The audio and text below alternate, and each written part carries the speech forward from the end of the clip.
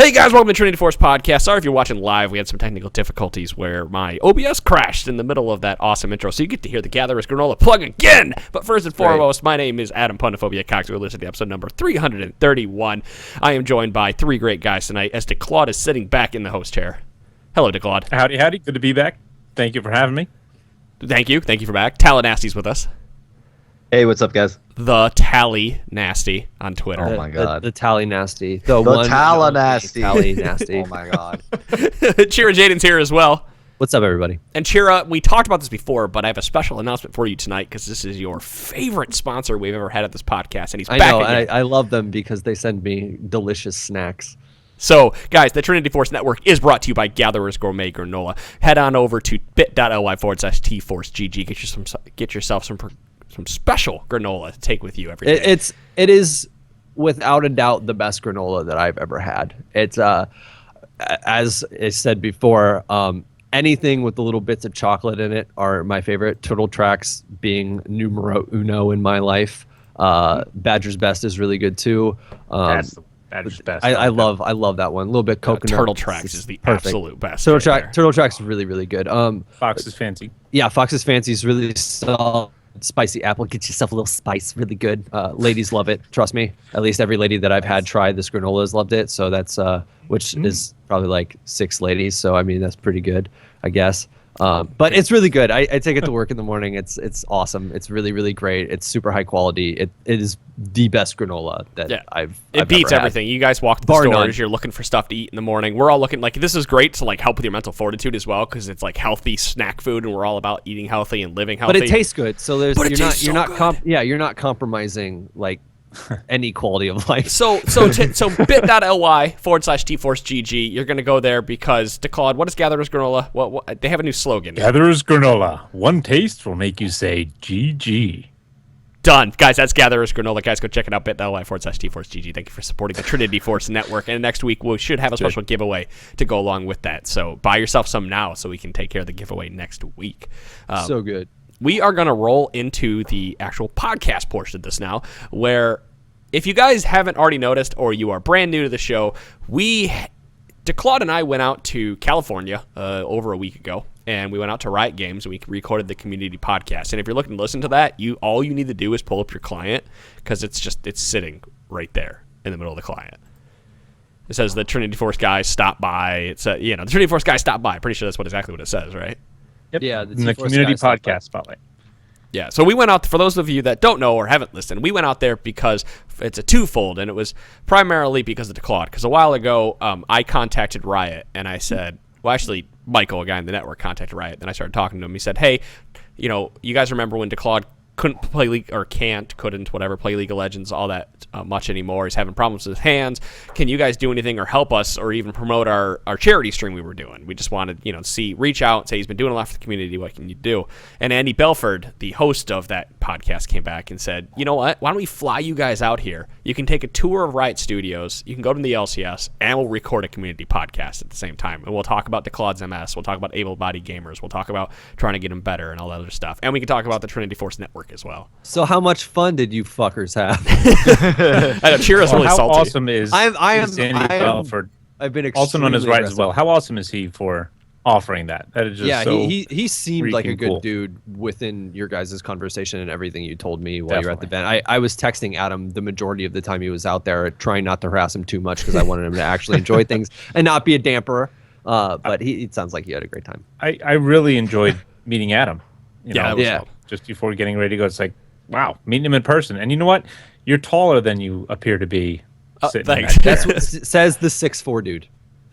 Well, I'm taller than he is, but I expected him to be, short, but he's not. Just wait till you see me. You're like 6 foot something, right? Yeah, I'm 6 foot, like exactly. If not, just a hair under. I was like, I thought you were going to be a little guy. you missed 2010 Bad Hammer when he was 170 pounds of pure. What is it? Sex, steel, Twisted Steel and Sex Appeal. There it is. Well, in Adam's defense, he's gotten taller as his ego's shrunk a little bit. So, or it's gotten He's bigger a as strapping ego young because lad, that's for sure. the head grows. But yeah, we got to meet on Thursday, right? Because we flew in on Thursday. We got to meet that Thursday at the hotel, and we actually went out with Sotir that night and got to meet Sotir firsthand and his girlfriend. That was awesome. That was really awesome. Just first impressions are everything, and just going out to the Lobster, a nice seafood restaurant with Sotir and Riot Nurse Flan, that's his girlfriend. It was just amazing. They're just awesome people. They're fun to talk to. It's just great. Sotir, he's like I remember him. You hear the voice and it's like, nostalgia. I remember that on the podcast. And then Megan, his girlfriend, she's awesome. She's real nice. She's just really good to talk to. She's just lovely. She's just lovely. She's lovely. She's like a chibi. She's like this little animated character. She's very very amusing, very fun. We had a good time. Yeah. We walked down. All of us went down to the pier, checked things out. We just spent the night. It was really cool. That's what I wanted to transition this into, because a lot of people don't understand the severity of your MS or why we're actually out there. They might just think, his hands aren't working, and or even how like comparative things sort of accelerated. That was arguably the scariest thing. Right. So that night we went down the Santa Monica Pier to the end of the pier to look out on the ocean, and Claude has Shillelagh with him. And I mean, we hadn't really been walking all that much that day, but we had walked a fair amount. And we walked down the other pier, and I'm just seeing Claude as normally is. I'm not seeing shaky hands or not being able to keep himself up. And I mean, I'm putting the dude on the spot sitting here right talking about him, but yeah, it's true. It happened. So the pier is on. For those of you that have never been to Santa Monica Pier, it does slightly tip down. It's not like a 45-degree angle, but there is a little slight of an angle on it. Going down. Yeah, it's a ramp, and so walking Claude walk back up the ramp was the most sobering experience I've ever had. Coming from a guy who sits in his house in Kentucky and has never dealt with anyone with MS and didn't really understand the severity of it, but what should have taken us a couple minutes to walk back up the pier, was extended by. It becomes an event. It was an event, yeah. And Yeah. I'm standing there, and Claude, Claude, you have the best attitude of anybody I've ever met about this. He's like, yeah, just whatever. We'll just walk here, and then I'm like, if you fall, you can land on me. He's like, don't worry about it. If I fall, I'll get back up. I'm like, I did drop my shillelagh a couple times because my hand couldn't grip it as well, but it was one of those things where it just got bad, and I'm kind of glad you got to see it firsthand, just to get an idea, because when you don't see it, it seems normal. When I'm kind of rested, I'm a little wobbly, but I can get around with my cane, and but that was rough. And just Sotir and Nurse Flan was walking in front of me like Blocker, like Brahm with the unbreakable shield, because people were coming down the other side, and she was pushing them out of the way. It was a good time, but not being derpy was a good time, but it's my hands become completely useless. The walking, I was like, okay, I just won't walk a lot, but then it started affecting the gaming, and that's when. Right. That's when all this happened, which triggered the trip to Riot. So, yeah. So we did that night. And the next day we went to Riot Games the next day and took the whole tour. And this is where I wish I could talk about most of the shit that we saw when we were in there. But if I did, the podcast would probably be immediately shut down, and I'd hear helicopters flying over top my house. Confidential. Yeah. But I will say that I wish more places were like Riot to work at, and because. I mean, I'm not there. I'm not working, but it's an open environment. They're allowed to do whatever they want, essentially, as long as you get the job done. And it's just this. It's like it reminds me of a giant college, because it's all open. There's The way you put it, it's a campus. Yeah, it's a campus. It's just all open. It's a giant campus. There's a cafeteria. There's everything. It's nice. It's really awesome. It's actually rated number 13 in the top 100 places to work. If you read that article, which is outstanding, amazing. Yeah, the article. And I can see why. I would think it would be higher on the list, like number 2 or number 1, because that's where I'd like to work. But Right. Who wouldn't? Software Right. development, period. They're all up there, and Riot Games does not skimp. Yeah, so we didn't really know what we were going to do that day, and Andy was, being our tour guide. The craziest thing for me was that I'm going to kind of sidetrack. Should we tell the freak story and throw him under the bus? Because that one's funny. We're going to get there. I think we're going to tell it because it's fucking hilarious. We have to do it. Maybe we'll get there. Anyway, so now we're meeting everybody. We meet Rivington, meet Chat, meet all the all the designers, and we had lunch with Ghostcrawler that day. We sat down with Ghostcrawler, and we sat down with Andy, and we talked. And to Claude, this is kind of what I wanted to talk. You to come up there and start talking about the mouse that they had mentioned, and you had been using it. Oh yeah, Yeah, during that lunch, we had a conversation about ways to try to help a little bit, maybe get me a little bit more game time before my hands become so useless. I'm fat finger flashing and not able to move the mouse. But one of the worst things about when my MS gets really bad is my right finger, my middle finger on my right hand will depress the right mouse button. I can't lift it, and you don't notice it when you're holding a mouse, but you're actually using a little bit of muscles to keep your fingers above the buttons instead of pressing them. So that alone, I guess, tires my hand out to the point where it just pushes down. I can't lift it anymore. So Andy suggested a vertical mouse, which you hold it kind of in a natural position. Can you show it instead on of the camera right like now? this. Yeah, I have it right here. I got this one on Amazon for like $20, but that's you know, cool. you got the little For laser those, on the for bottom those part. of you that are listening to the podcast, take your mouse and put it on its side, essentially. You hold it almost like that, So, right? so you hold it up, as if you were shaking your hand. That's how you Yeah, hold like your this. hand the entire time. But I'm Exactly. trying to explain for the people who are listening via podcast. and you move Oh. around. Now Yeah, the so only it's like a 45-degree angle. it's a natural hold. So when my right finger can't lift, I can, or when it's pushing down, I can move it so it doesn't actually hit the right mouse button by accident. I can still kind of twitch it a little bit. But the only weird thing about it that I got to get used to is when you push a button, it kind of moves the mouse. You know, whereas on a flat one, you push it down, it doesn't move the mouse. So I got to get used to keeping it steady while I push the button. But I played a game the other day with it as Syndra. I figured I'll choose one who's a pain in the butt with a lot of skill shots and I could really mess things up with. And I played a game and I got really, really bad in my hand. I couldn't move the middle finger, but I was able to finish the game, didn't misclick or anything, and it was great. You know, I couldn't play another game after that, but the mouse actually let me finish the game properly, and I won. So I was happy. There you go. all that matters, right? Victory I'm above glad we all. had that conversation at lunch, and Andy suggested it. Tally, bump your volume up a little bit, All right. or just sit really close to it when you're talking, or a little closer. Yeah. Anyway, Test, sorry, test. a little bit of mid podcast fixeroo. So we did that. Yeah, we talked to Ghost Crawler. That was Friday.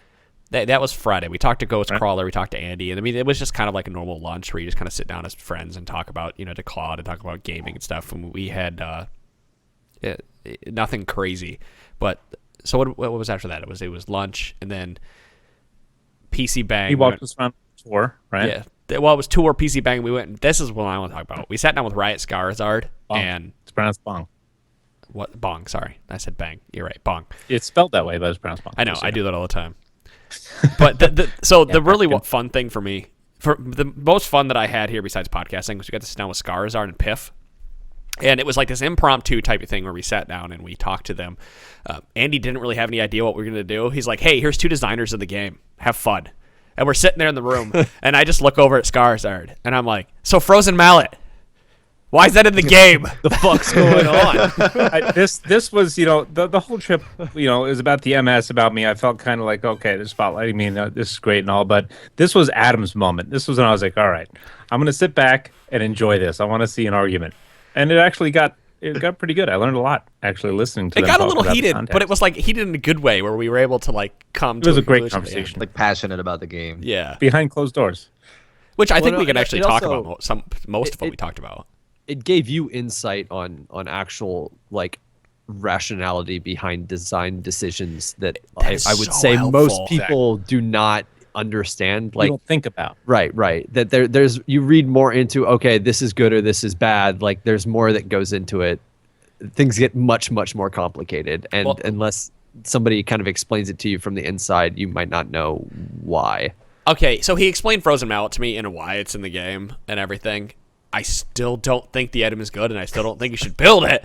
But so we started talking about it because I had originally brought up Jerem's Fist because I said, for the price of Jerem's Fist at 1,200 gold, you can pretty much buy a Phage, which has more health and some damage, and you gain the speed boost for the same price.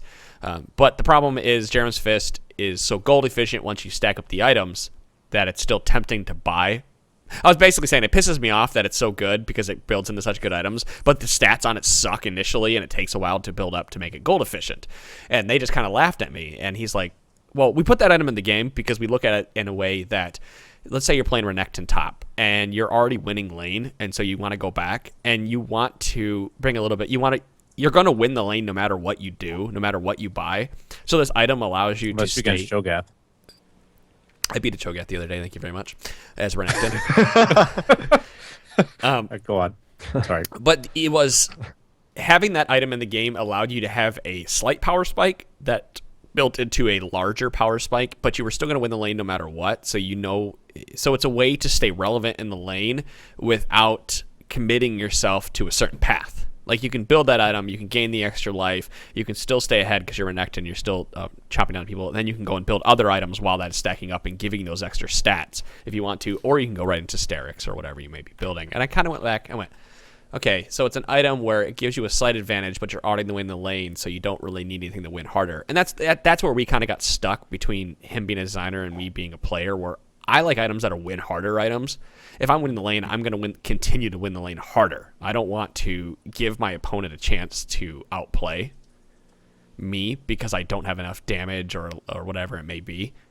And that's kind of where we butted heads on that. And I wish Skarzard was here to defend himself, because that part feels like I'm throwing him on the bus because he explained it better than I could. But it was still eye-opening to go, okay, so Jerem's Fist is in here because it becomes more efficient. What I learned about what their point of view in the context that Piff and Skarzard were coming up with was it makes sense, because they're like, well, if we made it better than Phage, or if we made it better than this item, then it would be a no-brainer. You'd buy it every time. Right. That's it. We had to make this item give you some choice and say, okay, this one's not better here, but it will be better later in the game. Whereas this item is better here and better now, but later in the game you won't have as much as if you had bought the Jerem's Fist. Yeah. So that was their context, their kind of idea. It just simple terms. There was a lot more to it, actually, but that's pretty much the basic theme of what they were saying. I really wish I would have give you any more. Go ahead. If you give you any more of an immediate power spike, they would probably have to nerf it. Is that pretty much it?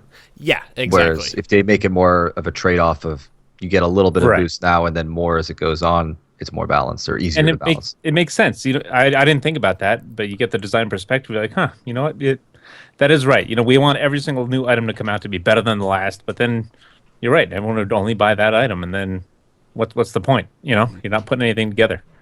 It also always seems like they've always had issues with 80 caster items to begin with. So yeah, it's one way to solve the They're problem, hard to I balance, guess. Or it's really the way they talk is like when we were there, patch 6.2 had already been locked in. We got the notes that Saturday because we were doing that. Oh, we did that on Friday. Sorry, right? We did that on Friday. Yeah, they had the notes locked in that Friday because they sent them to us. He said he sent them to us before we walked into the room, which I thought was funny.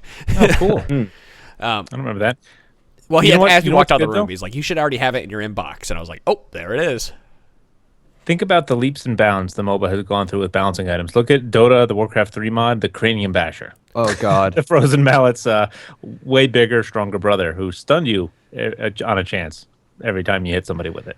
Like things like that. So you got to take the good with the bad. Well, what everyone's also winning about, we talked about Frozen Mallet a little bit, and I mean, I think I explained my rationale behind Frozen Mallet. I didn't really. I mean, I kind of did. I was like, this item really isn't that good for the gold cost and the build path of the item. It's better than it ever has been, but everyone else in your team is slowing. Like, for those of you that wonder why I hate Frozen Mallet so much, is because everyone else in your team should be doing the job that Frozen Mallet does for you, and that's they should be slowing or locking CC down. And there are some cases where Frozen Mallet can be decent. You can clip that if you want, like on Gnar, because Gnar's 3 auto attack passive pops off, and to slow them down and continue to proc that passive is great. But and I said, for the most part, no one's buying this item because there's just so many other items in the game that do what you want it to do, or there's so many other people that are going to make up for your deficiencies. Why are you building an item to make up for that? And here's another one of their points that they said, not to interrupt, but instead of taking the item out of the game, sure, let's say it fits little things like Gnar, just a couple of small examples, or it gives players a choice, it gives them something to use. Instead of just taking it out and saying, no, you can't have it, it's like, we'll just leave this here. If you find something cool to do with it, awesome. You're going to have more fun in the game, and maybe other people will have more fun in the game as well. So it's interesting because that was my same rationalization when my first thought when they were adding runic echoes and they were removing Runeglaive. It was like, well, I want both of them. Not like I know one's probably going to be better than the other, but I want both of them. Better to have it Yeah. not need it than need it and not have it. That's exactly right. But it's also maybe one of those things too, where it's like, okay, they want to take away baby's toy, and baby's not happy about having his toy taken away, and that might have been the case. Surprise. That being said, I love Runic Echoes now, so ultimately it was probably it was a better design decision to get it out of there. But like for certain champions, Frozen Mallet, I mean, Adam, you want to talk about the Kindred Frozen Mallet? Yo, you saw that tweet earlier? Oh yeah. Somebody had suggested, I don't know who exactly. That was on the wiki. I was on the wiki today reading Kindred because I messaged you about the Kindred quotes and stuff. I just happened to be reading the wiki today about her because I was playing her last night and I kind of wanted to see what all her quotes were. And so I go and read their trivia about it, and they're like, "Well, since she doesn't have great 80 scaling and she has no form of hard CC, you should build Frozen Mallet to stick to people." And I'm like, "No, absolutely not, absolutely not. She doesn't need it. She does not need the extra CC." Well, especially if you're getting red buff, then you definitely don't need it. But your E is just slow enough for you to catch up with them and stay close. I mean, it's just enough to jump in and stay close so you can get 2 or 3 more jumps off with your W. Like, you don't need the extra CC without the shorter cooldown is of Q. I haven't played her, so I can't argue with you. No offense to Claude, but I don't think you could play her. she's a bit mechanically intensive. You're right. Probably couldn't. I'd have a hard time. a little rough. Yeah. We say that with love. Yeah.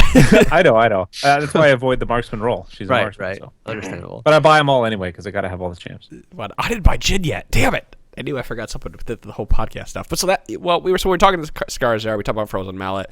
Something that was really interesting that I think I could bring up that hopefully isn't NDA'd, which I don't think it is. He mentioned that people, so Rek'Sai and Lucian, those 2 champions, he said that so when you're creating a champion, there's walls, there's really bad champions and really good champions.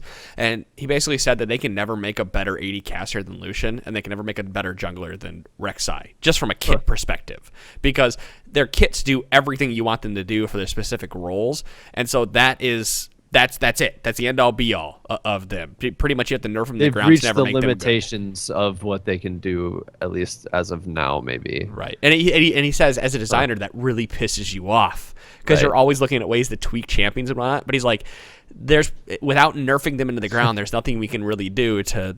And I might be putting words in his mouth, so please don't quote me on this. But there's nothing we can really do to like knock them completely and totally out of the meta.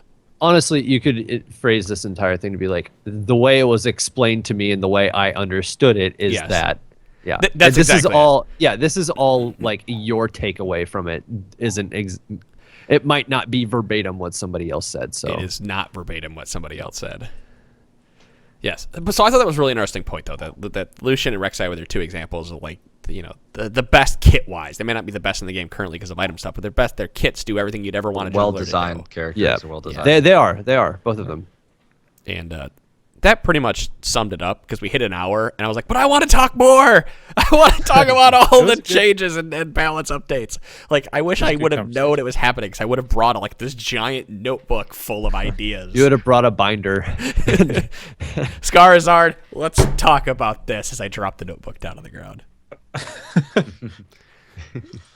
So yeah, we did that. We talked with and you guys got a little insight of what was going on there, and I think that eventually after that was podcast. After that, wasn't it? That was moving into we podcast. toured around, took How a was, couple of pictures with Tibbers and Annie, that awesome giant statue they have in the middle of their office there in the F building, I believe. But it is so cool. It's a light up in the Tibbers, fully detailed. Annie sitting there with her glowing fire in her hand. I could marvel at that statue all day. What question were you going to ask, Chira? How's LCS? So we got to tour the LCS studios and excuse me, I'm stumbling over my words because I'm trying to say 2 things at once. Where they shoot, like where Dash and the rest of the casters sit, the analyst desks sit, and where the studio is, those are actually in 2 separate rooms. And right. I mean, you would think they would be by just the way they look, but everything is so much smaller than what you see on the screen. Like, the stage is really small, and it looks like this giant. I mean, it is this giant production value. Don't get me wrong; it's really awesome what they can do with it. But like when you're in there and there's no lights on, the studio is empty. We got to walk behind in the back and see the stage. You would think like the stage is really long and crazy in the back, but there's probably not much more space between Tally and his wall, between the back of the stage and the door to enter into it. There's just some lockers back there. The players go in. That's where they can put their stuff and everything, and everyone makes sure that everyone has what they're supposed to have. And it's really cool to see the inner workings. And we were allowed to, we were sitting in the chairs over there checking out the headphones they have and all that kind of stuff. So it was a real good fan moment, sitting there like, oh, cool, are there headsets, the little keyboards in the chair. Yeah, I didn't realize they pumped white noise into the headsets until they told me there. I didn't know that. Yeah, they do that. They do that in a lot of competitions. Actually, I have a buddy who was he was in the Cunninghams, a World of Tanks esports team. They were number 1 for World of Tanks, but he said they do that. They have a little bit of the white noise in there. Even when they're sitting, he looked at pictures I showed him of the studio. He said, yeah, where we played in Vegas, it was like a bunch of tables that were like folded out and they put a stupid tablecloth on top of it. You put your little computers, and that's what they played on. But but yeah, the production value there was awesome. And when you put those headphones on, it's like you're in your own little world. Yeah. So the LCS was really cool because, wow, Syndra, woo, going crazy. She's not happy that Dad's podcasting. She wants in. I'm not letting her in. So what's really cool about the LCS, for those of you who haven't been out there to see it, is that you know how we look up to these players as if they're stars, and they just act like every other person in the world. I mean, there's a game going on, and I walk out to go to the press room, and there's Alex Ish and his wife just sitting in the lobby, the empty lobby, eating lunch or dinner, just sitting there. Like, you would think they would be off in their own little private rooms or whatever. They're just out in the public just eating, and I'm like, oh, this is really awkward. So I walked up to him, and I'm like, Alex, hey, Alex, I'm just like, hey, how you doing? Big fan, just wanted to say hi, and I kept walking. And we're walking out of the hallway at one point, and I hear a voice, and I'm like, who is that? And I turn around, there's Hotshot GG just standing behind me talking to, I think he was talking to Reggie and somebody else. And I introduced myself to Hotshot and explained who I was and everything, and said hi. But it's just really weird coming from somebody who's only watched specifically on the screen to go there, and there's just here are all the people that you've been watching for how many years just at the LCS talking. You're in your own little universe. You get to geek out a little bit. Yeah. Fanboy a little bit. It's just cool because they start, as you're watching, they start trickling in at different times. They're like, oh, look, there's Hotshot. You'd recognize someone coming in later on. Oh, Reggie just walked by. Yeah, cool. So I recognize these people. Yeah. If you can go to a live event, go to one, because the energy is just through the roof in those places, and it's just so much more fun to watch. That, like, I won't say that about mini sporting events. Like, I didn't think football was great to watch personally live, but because I think it's harder to see what's going on in the field when it comes to football. You tailgate, you watch it on your TV, you grill your burgers and dogs out in the stadium. That's how you watch football live. Exactly. But like the LCS, it's more fun because everyone's going nuts. Like it goes, you can kind of hear them like, oh, they're like screaming as little plays happen. And as Dignitas is going for Baron, they're screaming, don't do it. Don't go for it. Stop. Yep. The crowds get really into it. I've been to 2 live events. I've been to Season 3 Worlds, and then I've been to the MSA event, and that's where I first met Serial Box, actually. But yeah, no, Season 3 Worlds, I flew out to the Staples Center and whatnot. That was awesome, the production value of that was cool. And then like you said, they had little setups for the casters and whatnot, but they had like 3 or 4 of them for all the different languages it was being cast in live. That was really cool. And obviously the Staples Center, it was all out, and they had the trophy and the the glitter and confetti at the very end. It was packed. And that's amazing. There was, but that was the first experience I ever had. That was in Season 3, and like you said, when you see these people that you looked up to and watched play for years, just walking around. They're just walking around the center, the Staples Center, and whatnot, and they're giving everyone a chance to talk a little bit or get pictures real quick and whatnot. And then MSI was also a really cool event that was local to me, so it was really cool to attend and whatnot. So much energy too. Like the fans of esports are awesome. I'm glad to be a part of that. Everyone's screaming and stuff like that for Baron calls and Baron fights and base races. Anytime you get to see a base race live, it is intense. Oh my god, I wish we could see one of those. Yeah. Well, we were watching, I think it was TSM somebody, it was week 2, and was it TSM? I don't remember. No. Doesn't matter. But they were way behind, and then they started making plays. Oh, it was Immortals, because who needs Immortals, right? Yes? Somebody please help. Yes. Yes. Yeah, I was gonna say Hooties we Sunday morning. watched. We didn't watch Energy and Fox on Saturday because, unfortunately, Fox had to forfeit. Right, but So, watching that one, that Hootie was playing for Fiora, and he just barely escaped like 2 or 3, like really major team fights, and the crowd just erupts, during. They're like, oh, you can hear the hushed silence, and Tally knows what I'm talking about, to the explosion, and like Darshan, you can see my interview with him when he blocks the Rise W through a parry it. That was cool parry, yeah. They slow motioned it on the replay. Right. And so we got to sit right down at the very bottom as well, like right in front of them. And you could actually hear them talking to each other when you're sitting that close. So it was interesting to kind of catch bits and pieces of their conversation and how they were doing picks and bans. And obviously I'm not going to throw anything out there, but just talking champs and a little bit of strategy and whatnot that you can kind of pick up over the announcers was really cool. That was my favorite thing, part of it. Just sitting in the front row there was just listening to them talk amongst each other. That's just so cool. You don't hear that when you watch it on TV. So, yep. So that was Saturday. Friday, going back to that. Excuse me, I had a little phlegm. Yeah, Friday after the tour, we went to the actual podcast room, which is nice, with a little recording studio next door.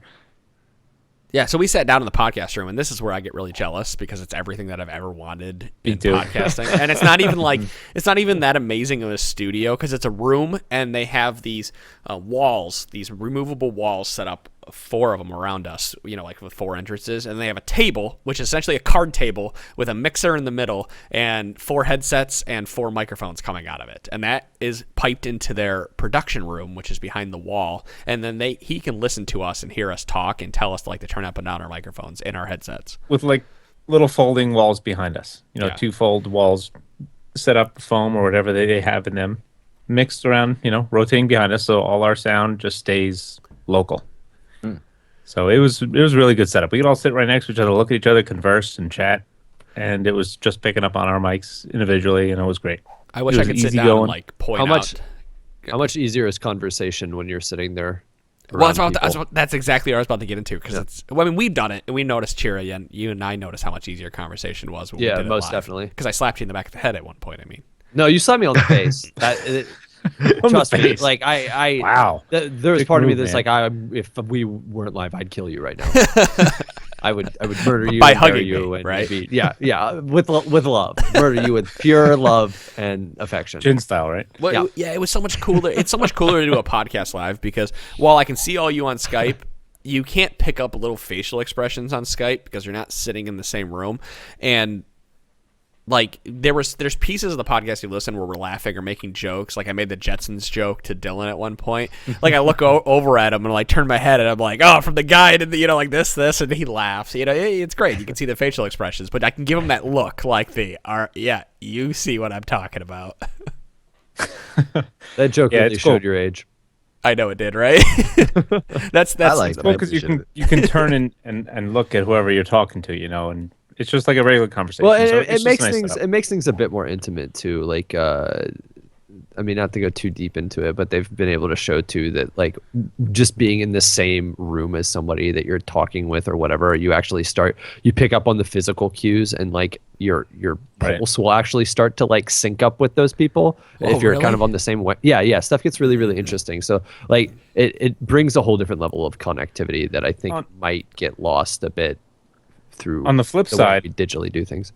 On the flip side of that, both Andy and Dylan Most Dirty they were impressed with, they got everything handed to them. They got all this awesome equipment. They put it up the way they want. It's an actual podcast room. Like the way you guys put out quality podcasts with none of that. Just find some good mics, distribute them around. You're all in different locations, sync up your audio, 3, 2, 1, click, whatever we got to do. And they were impressed that we actually were able to do that. So on the flip side, we're doing a damn good job. I was about to say, if anything, it just makes us look better that a bunch of amateurs can do something that sounds pretty nice. Yeah. That isn't so terrible, Yeah, most definitely. I'm sure Adam felt good being his baby. Being when he's telling daddy. me, I'm telling him how to do it. He goes, and he goes to me, oh, so that's why you have some pregnant pauses. And I said, yeah, I mean, it makes sense. We can't sync No, your response should have been, what does that even mean? What? Pregnant pauses give birth to conversation. Okay, there you go. Just the way the pause there's just pauses of air, and you're just waiting for someone to say something, but it's because of the way the audio syncs up, and it's not exactly the way that we're talking. Yeah, it also helps, like, anybody out there because this is kind of like the end of the community building series. If you want one more tip for podcasting, it's that you need to, if you're the host or the owner or whatever you're doing, you need to be assertive and make sure people get shit done. Because I'm yelling at Tally in the middle of the podcast, turn your stuff up. Make sure this gets done right. And that helps a lot. Oh, you're micromanaging. That's what you're supposed to do. It's better than not doing it and then releasing content with flaws. Yeah. Exactly. So that was good. What I like is in the mixing room, where what was his right handle? The guy who's doing the sound mixer guy? That was He was really cool. He was a cool guy, and we have these headsets on, so he's ready to be in our ears if we mess something up or if he wants us to adjust something individually, etc. But it was quiet the whole podcast, and then at the end, it's like, well, let's take it's good. Yeah, that's all you got to do. We could tell you guys have podcast experience, so that kind of felt good too, getting a little bit of a nudge really to get told that you can talk really well for an hour, and it's like not awkward. Right. And that room was awesome. They had, the giant mixing panel, just like with recording in music studios and everything like that. So it's some really high-tech stuff. I've already been talking to him, by the way, and he sent me the links to all the little padded stuff they use, and I might be buying some of those if we ever get extra money. Send them to people, Awesome. make them put up behind us. Yeah, just put them behind each of us. So I can block out Syndra screaming behind the door. We'll make our own tiny little booths that we can shove in the corners of our small apartments. Mary told me that I'm allowed to build a room down here, a podcasting room, if I want. You're allowed to build a room in your own house? That's amazing. Well, no. I'm getting there. Like she's like, no. She goes. You could build a room if you want, but if you start it, you have to finish it. Like, I'm not allowed to start it and like have like the So like, you're just not allowed to half-ass it. Yeah. All right. Well, that's fine. Which is fine. That's good, right? Like, I need That sounds like most of my projects at home. Yeah. Yeah, I'll get around to finishing that, I swear. Yep, same here. Honey, I have MS. Could you finish it for me? Thanks. I can't swing a hammer. The other thing though is, like, if you do build it, you better be using it. Don't be like my dad and build a sauna in the basement and then use it 2 times a fuking millennia. We podcast twice a week, Sean. I'm pretty sure. I'm sure we would, but you never know. Like, you think it'd be a good idea, and it just is like, okay. I would have to move stuff. Oh man, I could totally. Oh, I'm having such good ideas right now. I'd move shit around and build it. Anyway, so that was a podcast, and after we got on with the podcast, the story I want to tell, and I'm sorry, freak, we might never have the podcast, or did I tell you this? But I'm gonna make it. I'm gonna make it sound better than it is. We went and sat down. So the Riot community is doing, or the Riot community guys like Andy and them. They're doing a stream, I think, every Wednesday night, they said, where they're going to play games and bring some kind of designer or Riot personality on. Yeah, they've already started doing it. Live stream. They're going to play the game at the same time and just talk while they're playing. And so we went into that room. We were sitting out playing, and Andy brings Freak in. And so we start talking to Freak about, just being Freak and shoutcasting and esports and everything. And at one point, he's like, he gets to the end of the conversation and he goes, well, I was gonna play League, but you guys are sitting on the computer. I'm like, well, why'd you go? I said, go grab it out there and let's jump in a game together. We got about a half an hour. He goes, nah, I don't want to. He goes, I'm not gonna play with guys that are bad. And he laughs. And I'm like, dude, I ended like I was plat 1 last season. Like, I'm not bad. He goes, well, you're under me, so you're bad. And he kind of laughs again. And I'm like, wow. All right, well, we're not playing a game with Freak today. He was kidding, but not kidding. It's like kidding, like, haha, like, okay, yeah, that's funny. But Things it might have been funny if you knew him a little bit more. Yeah, I think so. right, exactly. But it was like, he doesn't want to play with me. I'm like, I just wanted to play with Freak for a game. I'll play with my other diamond friends. Fuck you guys. I'm going to go play with Bao. He's probably played with you before. No, I laugh and I'm like, well, you play with Rivington, and he's like silver. He goes, yeah, but he's Rivington, and I like him. I'm like, all right, dude. So he thinks you're bad, and he doesn't like you. Yeah, right. There you go. Yep. So to Claude, this is when Claude like stabs the wound and just it makes Freak rage quit the room because he brings up his pronunciation of Nidalee and Akali. He's like, at least I can pronounce Nidalee. Akali, yeah. Nidalee, I say Nidalee. But I was Ackley. like, I was like, Ackley, it's Ackley. Then he's like, oh, and then he walked out. Oh, like poor What I Freak. said. No, Freak's a good guy. Even after that little thing, I could tell he was just being sarcastic and having fun with it. So just mess around. But yeah, being told you're bad by Freak is hilarious, especially when you're trying to salvage it. Just be really nice because you don't know Sounds what like it it was means. the highlight of your trip, Adam. It was so funny. Yeah, I could see in Adam's eyes. It was like, oh, this is one the of those greatest moments. thing Like your that's ever childhood happened. hero just insults you to your face. Freak was just scared that I'd carry him, just like I carry everybody else. Strap I don't him know onto my about back. that. I don't know about that. I'm gonna keep rubbing it in the tally's face. It was one game. I don't know about that. I played some games with you on Saturday, and I don't know about that. Sean gets all like worried and mad because I feed one kill, and I came back. Sean, don't worry about it. I took care of it, dude. I saved our Rivet at least 3 times that game. Okay, whatever. Yeah. Whatever. I'm just there as Kindred, as Zed goes at a kid or I didn't Riven. even get one fucking good job from you for going 14-0 and 16 on Lux. Because so I you go carried fuck you. yourself. No, not the Lux. Not the Lux. That was your KO game, you dumbass. That was your KO game. Wait, no. Anyway, where did we go to dinner that night?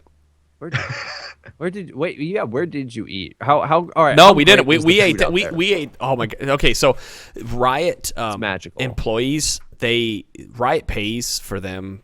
They have a cafeteria and they can walk in there and they get food during the designated hours, and so they can eat there every single day as part of it for free because the work pays for it. And they also have a coffee shop. You can go there and get coffee whenever you want for free. I could live in there. Bilgewater Brew. It's a pirate themed coffee awesome. shop. It's really Oh cool. my It was so Well, then cool. you You get- walk in there and it looks just like a pirate themed bar. Like it's 2 stories, Glass a story and a bottles. half tall, glass bottles all along the ceiling, all the way up to the Barrels, top. There's chandelier. it would look like the Bilgewater, and then just make whatever coffee you wanted in there. The dark lighting. It's like Starbucks coffee, though. You can get macchiatos. You can get you can get whatever espressos, and you can get all these loose leaf teas. Oh, which are I'd be really such a good. fat fuck. Oh yeah, and then they would bring out 3 trays of like baked stuff, muffins, danishes, all this kind of stuff out there as well. So, and then they have the tables of the mismatched chairs. It looks like an old pirate bar, like the wood that's kind of damaged looking. It's just really cool. Booths that are actually shaped like big barrels that you're sitting in. Awesome. I loved it. So yeah, that's where we ate. We ended up going on Saturday after the LCS out to Sugarfish, and everyone said that was really good. It's a sushi place. With Silent. Yeah, we went out with Silent. He met us there. So that was really cool. Sporting the King Claude tea.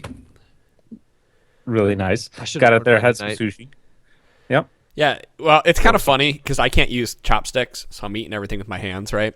And they bring us a roll that's not cut. Like, I'm used to all my rolls being cut, right? And they bring me a whole roll. I'm like, how the fuck do I eat this? Do I just dip it and, like, bite into it? And I kind of felt weird eating it. Oh, but I'm you're like, a trash person. I'm like, That's I'm in all a- you're telling me. I'm from like, that. I'm in LA. I don't give a fuck. And my I just God. ate. Yep. I want to have the California experience. So a lot of seafood, a lot of healthy food, stuff like that. So it was a good time. You left me though Saturday night. Yeah, how was your trip back? You left me. Well, my flight was canceled because I live over on the East Coast. So And, what did you do when your well- flight was canceled? And when did I get a message from you What? when your My flight was flight- canceled? My flight was canceled. The second Actually, time. I got the message Friday, I think, that it was canceled. I was like, son of a gun. So Monday, the earliest they had was Monday, and it was a booked flight. There was 1 seat left. I snagged it when I was on the phone. I was like, just give me that Monday flight into Tuesday morning. And I was like, okay, so what am I going to do? So talk to Riot, talk to Andy, and he's like, just hang out, stay at the hotel you're staying at, which was great. They were just really awesome about it. Like, it was no big thing. And said, you know what, go to the LCS on Sunday. So you have something to do. I'll get you in the audience. So I didn't get a press pass, but I was in the audience. So how cool was that? Just to be able to go and watch the LCS on Sunday. It was really nice. Walking by, I met Rivington on Friday when we were walking around. It was just real quick, hey, how you doing? Blah, blah. I mean, you're you. And then walking down, he recognized me probably because I'm hobbling with my shillelagh cane, standing out in a crowd. And, yeah, do the Riot fist bump walking by. And some fans looking at me like, that guy knows Riv. He must be somebody. No. So I'm hobbling around in there, but it was a good time.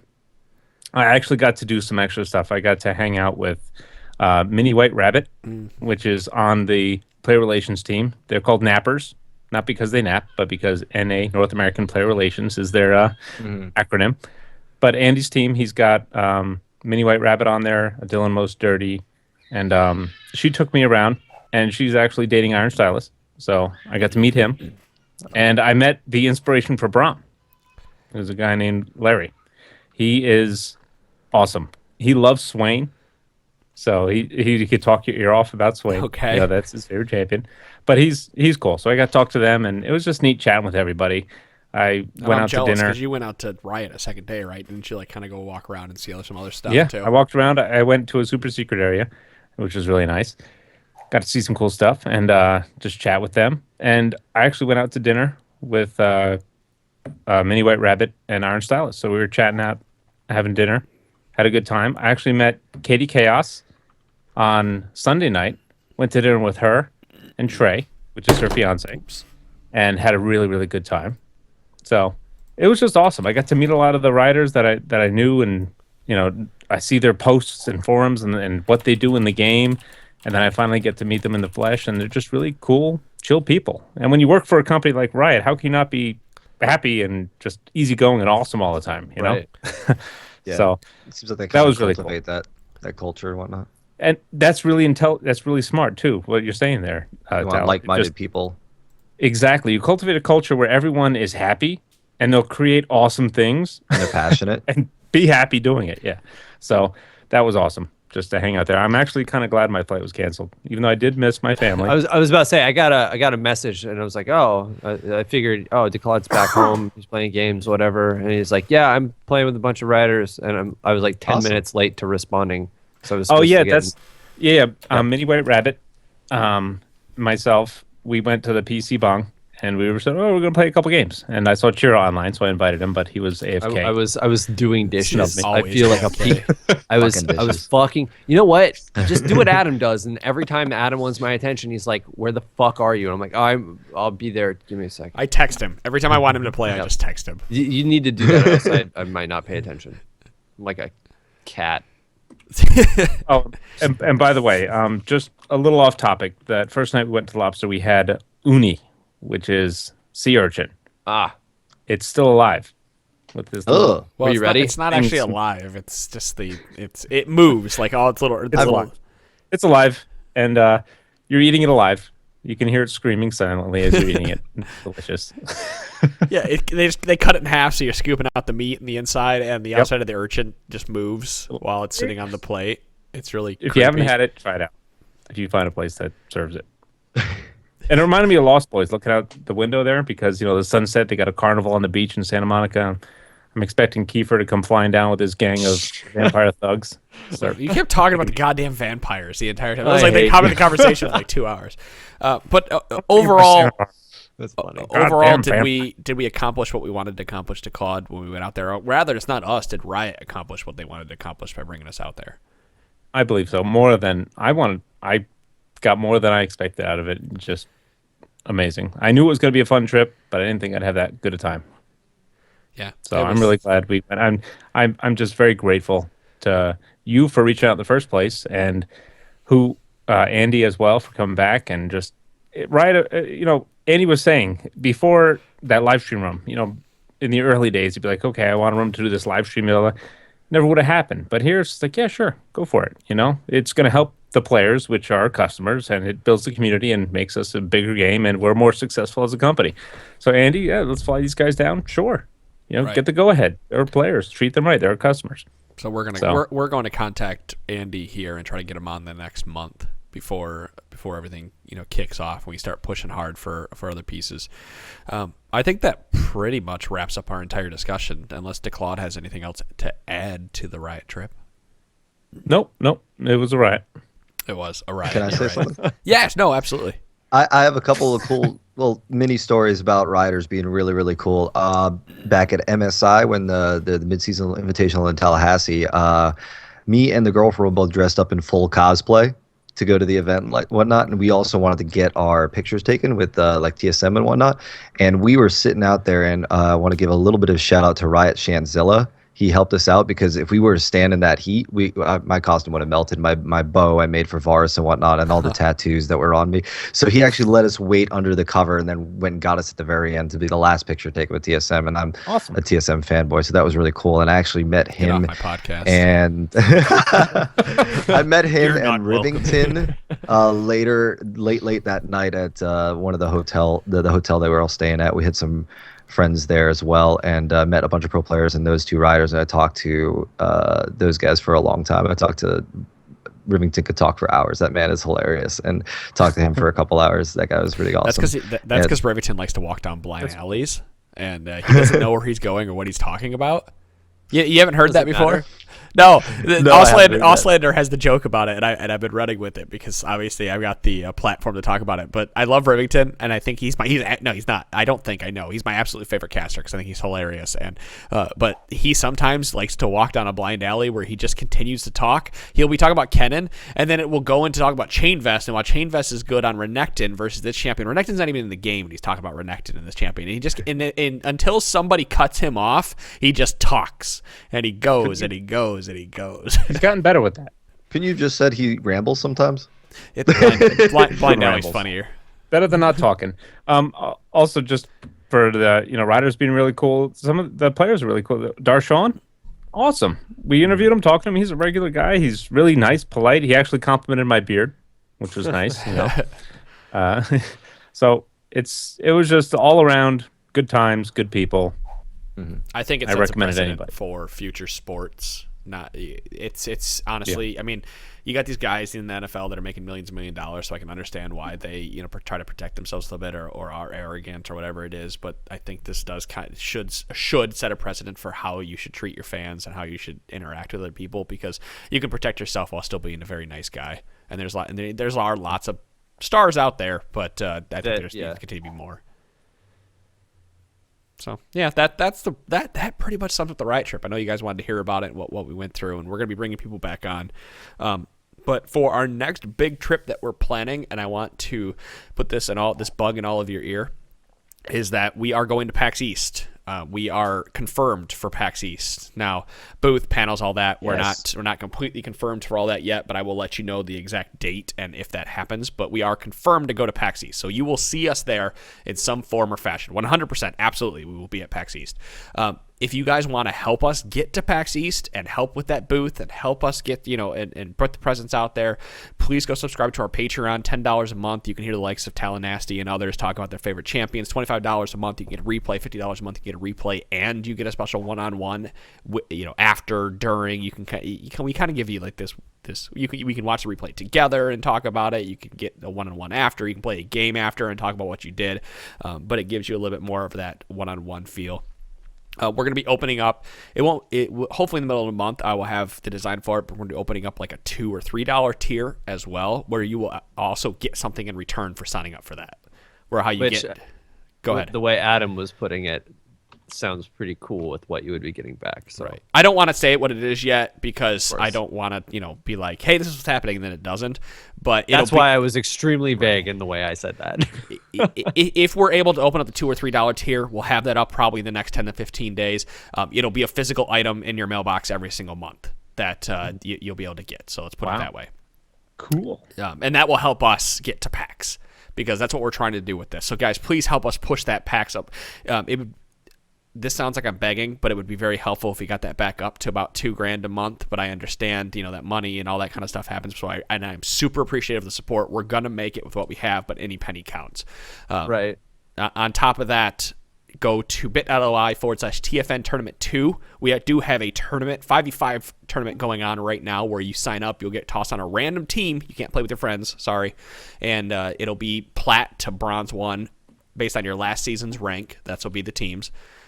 Like you'll have a plat, you'll have a silver, you might have 2 golds and a bronze or something on your team, right? And you'll play with those. That is a Riot sponsored tournament. You'll win a fuckload of RP. You'll win Triumphant Rise if you win it. That's at the end of this month. You have 3 weeks left to sign up for that. Again, bit.ly/TFN Tournament 2. There's one other announcement that I have. discord.trinityforcenetwork.com. Go join us. There's like 150 people of you already in there, and I've hardly even announced that. We are switching to Discord. TeamSpeak will be shutting down in 2 months. But Discord's really, really cool, and it's basically just TeamSpeak with, honestly, Chat a better channels. chat system. Yeah. So, like, you're not missing out on anything. And if one of your friends doesn't want to download the Discord client, you can give them a link, and they're in, Right. Runs in your web browser just fine. which is beautiful. You just type discord.trinityforcenetwork.com right into your web browser. You'll be If tossed anything, right to it. you have no excuses not to hang out there. Yeah, and you can just leave the Discord client up all day because you know how we have the in-game chat. And there's always that part and join messages that happen in there, and you can't have a conversation. In Discord, there is none of that, and you can have that conversation in there, and you can talk all day. There's a phone app for it, all that stuff, and there's also voice channels. To break some of the confusion, we will be using TeamSpeak for the tournament because we already decided on that. I'm not going to change that. TeamSpeak. We might already just leave set up for TeamSpeak now. up for tournaments specifically because it might be easier to use than Discord, but we'll talk about that later. But just so you know, TeamSpeak, for the most part, will be shut down in a couple months. So that's that. Guys, thank you so much. Oh, So and Claude, also, go ahead. just one more shout out. At the LCS, we met Phoenix. Twitter handle Swirled, one of our fans. He carries Yes. around a poster. He's been listening since the early days of before I came on the T-Force podcast. Long-time listener. He was out there. Episode, He like 7. Yep. He came to me, approached me and everything, and we got some pictures with him. It was just really cool to talk to somebody who's been listening to T-Force for that long. He had this awesome poster that he was having everyone sign with the silver Sharpie. He's got it down pat over there. So shout out to him. Thanks for stopping by and finding us. Yeah, that was awesome. We got to sign his poster. That's the first time I've ever signed anything. So I My think I horrible signed it like handwriting DC. I think I signed T-Force podcast, Adam Cogswell, and, like dated it. I don't remember what I did. Yep. You did sign it appropriately, so you know what it is. But yeah, shout outs to you, man. Thanks so much for stopping by, and connect with me on Twitter if you want to play a game. Add me in game. We'll hit you up. So, to Claude, thanks for coming back on the podcast for this episode. Hopefully, we can have you back on and off here in the next next while as we continue to play. Because I'd like to keep up with your journey through working through MS. Cool. Yeah, I'm going to keep practicing and see if I can get back to feeling comfortable talking about the game, so I can play the game. Right. So that's thanks it, for guys. having me, guys. Thanks to Claude. That's it, guys. That's episode number 331 of the Trinity Force podcast. We'll be back on Wednesday. As we get back, we jump right into the meta discussion Wednesday. I don't know exactly what we're going to talk about yet, but I will figure it out between then and now because it's pretty patch notes. Hell, we could talk about patch 6.3 with the PvE shit that's going on. We can talk about some of the changes. We can talk about a little more about dynamic queue. I know Tally went off on the last podcast about that a little bit because he's very passionate about it. So that's it. That's episode 331. Thank you so much for listening, supporting us. Please check us out, patreon.com/TForce Network. We will see you all next week. See Bye, ya. guys. Later. Peace.